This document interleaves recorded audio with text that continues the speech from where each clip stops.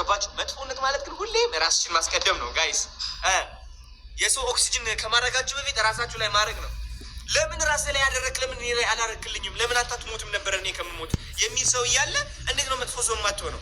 get the fuck out of here, get the fuck out of here and I will kick you the fuck out in a second and I'm never gonna be fucking apologizing for that shit, never. ይቅርታ ያው እስኪ አንድ ብላችሁ ትጽፋላችሁ እዚህ ከዚህ ከሆናችሁ ማለት ነው።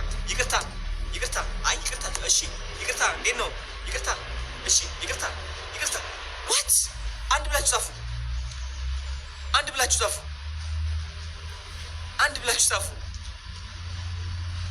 look at you ይቅርታ fuck that ይቅርታ fuck you I would never say I would never ever say ይቅርታ for choosing myself, for standing up for myself. I would never ever, no matter ያለፈው ህይወቴ እኔን አይወክለኝም፣ ያለፈው ታሪኬ የኔ ታሪክ አይደለም, and I've decided this and I'm never going to forgive for that. I'm never going to ever forgive. I'm never going to forgive that. ስለዚህ ይቅርታ ልልም I will never forgive.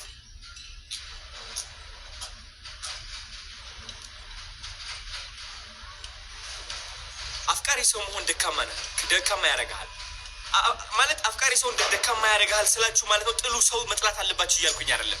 ግን አብዛኞቻችን የምናፈቅረው ለከስ ፍቅር ለመቀበል ነው የምናፈቅረው ለከስ ፍቅር ለመቀበል ነው።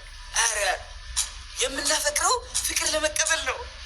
because ራሳችን ማፍቀር ስላልቻልን ማለት ነው ለሰዎች ፍቅር እንሰጣለን እኮ።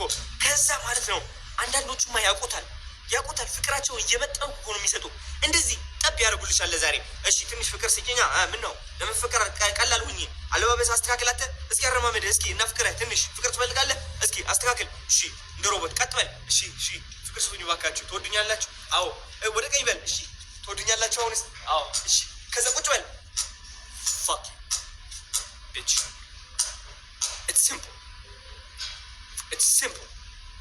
I don't need your love. I don't need your respect. I don't need nothing from you. Nothing. There's nothing that I fucking expect from you. የሰው ፍቅር መጠበቅ ጥላቻ እንድፈራ አደረገኝ። አይገርማችሁ? እስኪ የሰው ፍቅር መጠበቅ ጥላቻ እንድትፈሩ ካደረጋችሁ አንድ ብላችሁ ጻፉ። የሰው ፍቅር መጠበቅ ጥላቻ እንድትፈሩ ካደረጋችሁ አንድ ብላችሁ ጻፉ። የሰው ፍቅር መጠበቅ ጥላቻ እንድትፈሩ ያደረጋችሁ ሰዎች look at this shit. ሁላችንም እኮ ፍቅር ጠባቂ እኮ ነን። ሁላችንም and I don't want to be like that. እንደዛ መሆን አልፈልግም። እኔ አልጠብቅም። get the fuck out of my life easily because you know why ለካስ ሰማይን ተመለከትኩትና ማለት ነው ወይኔ ለካ ልሞት እችላለሁ እኮ why am I still giving a fuck? እንዳለ የምታዩት ህዝብ ፍቅር ፈላጊ ክብር ፈላጊ ነው። ክብር ፍቅር ለማግኘት ያልሆነውን ለመሆን የሚሞክር ሰው ነው እንዴ? እኔም ለካስ እንደነሱ ነኝ። ማንን ነው እየፈራው ያለሁት? የሚወዱኝ ሰዎች። ስለዚህ የኔ አሳሪዎች የሚወዱኝ ሰዎች ናቸው። እኔን የሚያስሩኝ የሚያፈቅሩኝ ሰዎች ናቸው። የሆነ ሰው እኔን በጣም ካፈቀረኝ እሱ የኔ ትልቅ አሳሪ ነው። ዋው ፍቅር ነበር ለካስ እያሰረኝ የነበረው እድሜ ልኬ። ግን ይህ ፍቅር አልነበረም። ይህ ፍቅር ትዕዛዝ ነበር። ለካስ እኔ ተፈቅሬ አላውቅም።